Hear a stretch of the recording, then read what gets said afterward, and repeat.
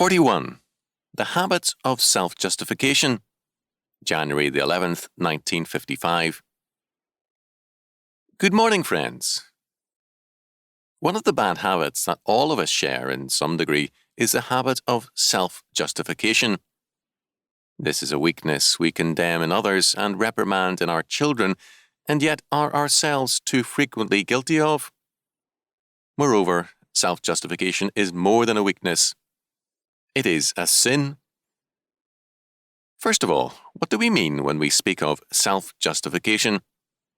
Very simply stated, it means excusing ourselves, but it involves much more than an excuse. It involves also the basic belief on our parts that what we do is excusable because we are basically justified in our way of life and our course of action. We may agree that the particular action under question is questionable and even wrong, but when any particular sin is weighed against us, we feel that the balances are overwhelmingly on the side of justice because our own justifiable life outweighs any particular sin. In other words, self-justification means that we insist on excusing ourselves for our sins because we refuse to believe that they tell the whole truth about us. The truth, we insist, is something much better and far finer and must be considered as the determining factor. Because we are good people, we feel that our incidental sins can be and should be overlooked. But what the Bible says about us is very different. It declares that all of us, without exception, can be described only as sinners. Our human nature is characterized by rebellion against God and the desire to be as God. The essence of our speech is not truthfulness, but hypocrisy, and the desire to be thought of as better than we actually are. This is the old Adam in us, and the old Adam is a pretender and a masquerader. His life consists of pretenses and masks. He is constantly hiding behind a lie which he insists is the truth, and running away from the truth which he calls a lie. Self-justification, therefore, involves the denial of God's truth concerning human nature and his bill of indictment against man. In the face of all this, the Christian should have a different answer.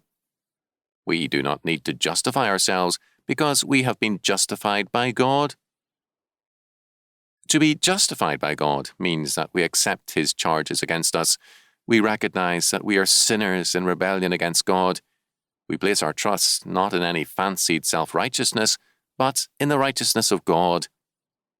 This means we live without illusions concerning ourselves, but with faith concerning God. It means distrusting ourselves and trusting God. We see no need for making excuses. We admit the fact of our sinfulness and point to our freedom and justification in Jesus Christ. The sinner is haunted by the continual need for self-justification. His whole life becomes involved in a hypocrisy of pretense and evasion.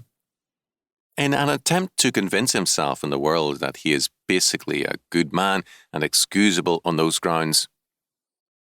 The Christian has a better excuse, a better justification.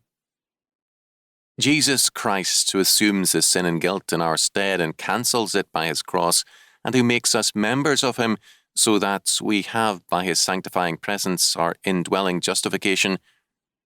When we as Christians make excuses and try to justify ourselves, we are living, not in Christ, but in ourselves, in the old Adam. Our foolish self-justification is nothing compared to the continuing and abiding grace of God in Christ. As the Westminster Confession of Faith, chapter 11:5 declares, God doth continue to forgive the sins of those that are justified. The Westminster Larger Catechism summarizes the matter in these words. Answer 70. Justification is an act of God's free grace unto sinners, in which he pardoneth all their sins, accepteth and accounteth their persons righteous in his sight, not for anything wrought in them or done by them, but only for the perfect obedience and full satisfaction of Christ, by God imputed to them, and received by faith alone.